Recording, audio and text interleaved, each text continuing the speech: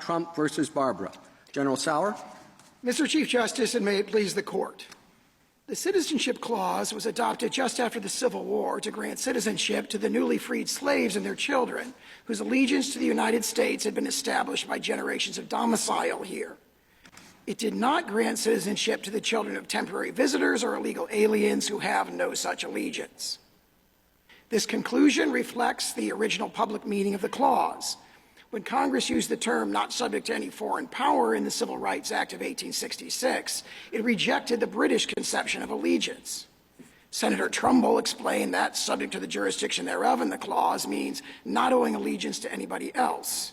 And in 1884, this court recognized that subject to the jurisdiction means owing direct and immediate allegiance. The clause thus does not extend citizenship to the children of temporary visa holders or illegal aliens.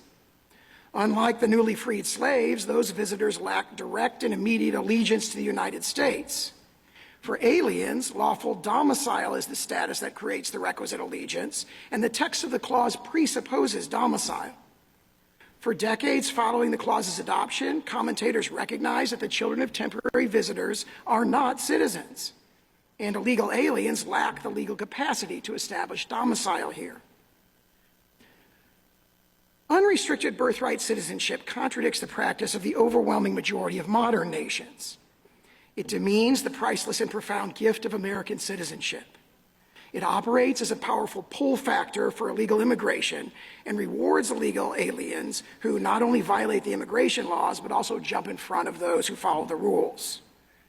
It has spawned a sprawling industry of birth tourism, as uncounted thousands of foreigners from potentially hostile nations have flocked to give birth in the United States in recent decades, creating a whole generation of American citizens abroad with no meaningful ties to the United States. I welcome the Court's questions. General Sauer, before we get into the broader national issues, would you start with Dred Scott? Dred Scott was a case about state citizenship. It was a diversity case.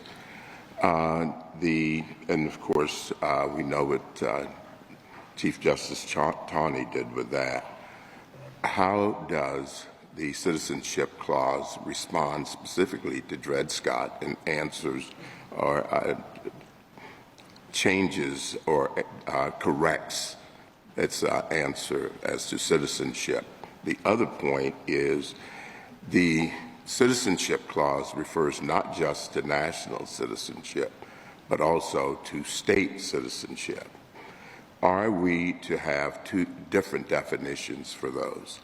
It's one word, citizens of the United States and citizens of the state wherein they reside.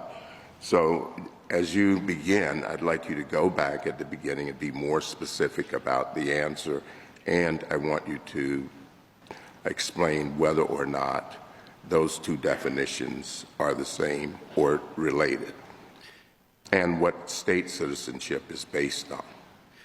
Thank you, Justice Thomas. I'll maybe start by addressing Dred Scott. As you alluded to the fact, Dred Scott, imposed one of the worst injustices in the history of this court, and it led to the outbreak of the Civil War. It's very clear, and this court in all of its early cases interpreting the 14th Amendment said, the one pervading purpose, the main object of the Citizenship Clause is to overrule Dred Scott and establish the citizenship of the freed slaves. And if you look at the debates in the congressional record and discussion surrounding the adoption of the Citizenship Clause, what you see is a very clear understanding that the newly freed slaves and their children have a relationship of domicile. They do not have a relationship to any foreign power. For example, there's a comment where he says, look, people have been here for 5 generations and clearly have no relationships to any foreign African potentate, or have a relationship of allegiance to the United States. And that reinforces our point that allegiance is what the word jurisdiction means. It doesn't mean regulatory jurisdiction or sort of being merely subject to the laws. They're talking and they're thinking about it in those debates about allegiance. Now, as to your second question, if you look at the text of the clause, we believe it says, born in the United States, born or naturalized in the United States and subject to the jurisdiction thereof, are citizens of the United States and the states of which they reside. So there's a constitutional guarantee that applies to both federal or national and state citizenship. And the key point we make there is that that word reside, if you look at, for example, section 1473 of Justice Story's commentaries, was understood to mean domicile. So when they say subject to the jurisdiction, and then they go on to say you're a citizen of the United States and the state in which they reside, the very text of the clause itself presupposes that the citizen is domiciled in the United States. If they're present in a state at all, they reside there. Reside means domicile in the Constitution, and we think that strongly supports our interpretation. It's textual evidence of our domicile-based theory of jurisdiction. Well, starting with that theory, you obviously put a lot of weight on subject to the jurisdiction